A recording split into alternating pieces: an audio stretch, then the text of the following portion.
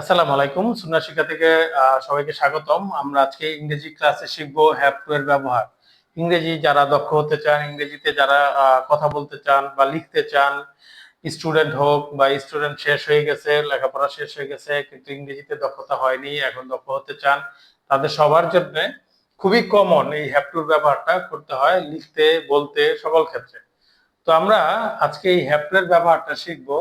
Have to কখন ব্যবহার হয়, কিভাবে ব্যবহার আমরা একটু জানি। হ্যাভ টু ব্যবহার হয় করতে হবে, কোনো কিছু একটা করতে হবে, আমাকে করতে হবে, আমাকে যেতে হবে, আমাকে খাইতে হবে, আমাকে দৌড়াতে হবে, আমাকে রান্না করতে হবে ইত্যাদি সকল ব্যবহারের জন্য হ্যাভ টু ব্যবহার হয়। এখন হ্যাভ টুর সাথে আবার সবসময় মনে রাখবেন ভার্বের ওয়ান বি ওয়ান অর্থাৎ মেইন ভার্বটি প্রেজেন্ট ফর্মটি ব্যবহার হয়। যেমন আমরা একটু এক্সাম্পল দিই, তাহলে আরো ক্লিয়ারলি বুঝতে পারবেন। এক্সাম্পল, আমাকে যেতে হবে, আমাকে যেতে হবে, আই হ্যাভ টু গো। এই যে হ্যাভ টু আর যাওয়া ইংলিশ গো, গো এর কিন্তু প্রেজেন্ট ফর্মটা বসছে, ভালোভাবে খেয়াল করেন, গো এর প্রেজেন্ট ফর্মটা বসছে। আমাকে খেতে হবে, আমাকে খেতে হবে, এই যে আমি খাওয়াটা বাধ্যতামূলক, আই হ্যাভ টু ইট।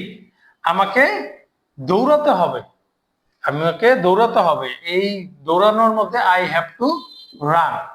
আমাকে খেলতে হবে, আই হ্যাভ টু প্লে। মাকে রান্না করতে হবে, মাদার হ্যাজ টু কুক। এখানে দেখেন হ্যাজ টু বসেছে। হ্যাভ টুর তিনটা ফর্ম আমরা জানি, হ্যাভ, হ্যাজ, হ্যাড। এই দুটো হচ্ছে প্রেজেন্ট ফর্ম, এটা হচ্ছে পাস্ট ফর্ম। যদি আমাদের সেন্টেন্স এরকম পাস্টে কোনো কিছু বাধ্যতামূলক বোঝাতো তাহলে আমাদের হ্যাড ব্যবহার বসাইতে হইতো, আর প্রেজেন্ট ফর্ম হলে হ্যাভ অথবা হ্যাজ। তো মা, মাদার, এর কারণে হ্যাজ বসছে। যাই হোক, এটা অন্য একটা ব্যাখ্যা আছে, সেটা ইনশাল্লাহ এটা নিয়ে ভিডিও আসবে। তো আপনি মনে রাখবেন যে হ্যাভ টু বা হ্যাজ টু ব্যবহার হয় কোনো কিছু বাধ্যতামূলক বা করতে হবে এই ধরনের অর্থ বুঝাতে, এই ধরনের অর্থ বুঝাতে। সুতরাং যারা হ্যাভ টু ব্যবহার জানেন না বা পারতেন না, আশা করি একদম ক্লিয়ার হয়ে গেছে। হ্যাভ টু মনে রাখবেন কোনো কিছু বাধ্যতামূলক করতে হবে এবং তার সাথে ভার্বের ওয়ান অর্থাৎ মেইন ফর্মটা বা প্রেজেন্ট ফর্মটা বসে। তো আশা করি সবাই খুবই মানে সুন্দরভাবে ব্যাপারটা বুঝতে পেরেছেন। যদি কারো কোনো কোশ্চেন থেকে নিজেকে নিচে কমেন্টে লিখতে পারেন। আর আরেকটা জিনিস, গুরুত্বপূর্ণ জিনিস, আমাদের ইংরেজি গ্রামার নিয়ে যাদের গ্রামার দুর্বলতা আছে, আমাদের ডেসক্রিপশনে একটা লিংক দেওয়া থাকবে আমাদের গ্রুপের, যেটা হচ্ছে গিয়া প্রিমিয়াম গ্রুপ।